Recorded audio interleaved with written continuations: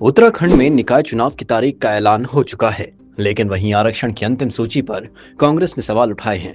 कांग्रेस प्रदेश अध्यक्ष करण मेहरा ने निकाय में आरक्षण में अनियमितता का आरोप लगाया है। उन्होंने कहा कि बीजेपी ने अपने हिसाब से सीट तय की है, जिससे उनके प्रत्याशी आसानी से जीत दर्ज कर सकें। पूरी तरीके से तैयार है। कांग्रेस काफ़ी लंबे समय से होमवर्क भी कर रही थी, आप सबके संज्ञान में है।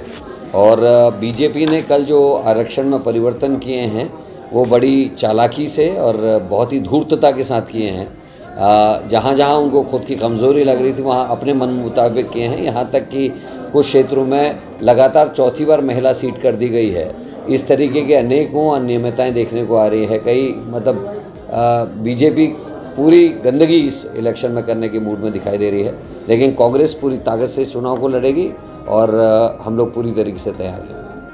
हालांकि बीजेपी इस आरोप को बेबुनियाद बता रही है। भाजपा के प्रदेश महामंत्री आदित्य कोठारी का कहना है कि कांग्रेस के आरोप में कोई आधार नहीं है। कांग्रेस आज मुद्दा विहीन है, उनको प्रत्याशी नहीं मिल पा रहे हैं।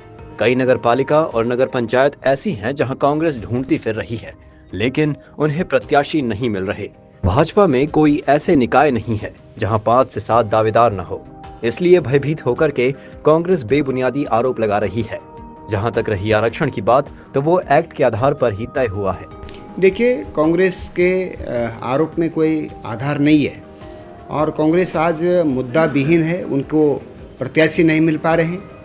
कई नगर पालिकाएं, कई नगर पंचायतें ऐसी हैं जहां कांग्रेस ढूंढते फिर रही है, उनको प्रत्याशी नहीं मिल रहे हैं। और भारतीय जनता पार्टी में ऐसी कोई भी निकाय नहीं है जहां हमारे 5-5, 7-7 कम से कम जो है दावेदार हैं। और ये इस बात को दर्शाता है, ये इस बात का लक्षण है कि भारतीय जनता पार्टी आज मजबूत स्थिति में है और भारतीय जनता पार्टी से जो दावेदारी कर रहा है उसको ये पूरा भरोसा है कि भारतीय जनता पार्टी का टिकट का मतलब हम चुनाव जीतेंगे। तो इसलिए कांग्रेस इससे घबरा करके, भयभीत होकर के इस प्रकार के बेबुनियाद आरोप लगा रही है। और जो भी आरक्षण तय हुआ है उसमें चाहे आपत्तियों के बाद हुआ है या पूर्व में हुआ है, वो बिल्कुल तथ्यात्मक तरीके से हुआ है, पूरी छानबीन के बाद हुआ है। और जो नियम है निकाय का जो एक्ट है, उस एक्ट के अनुसार ही आरक्षण तय हुआ है।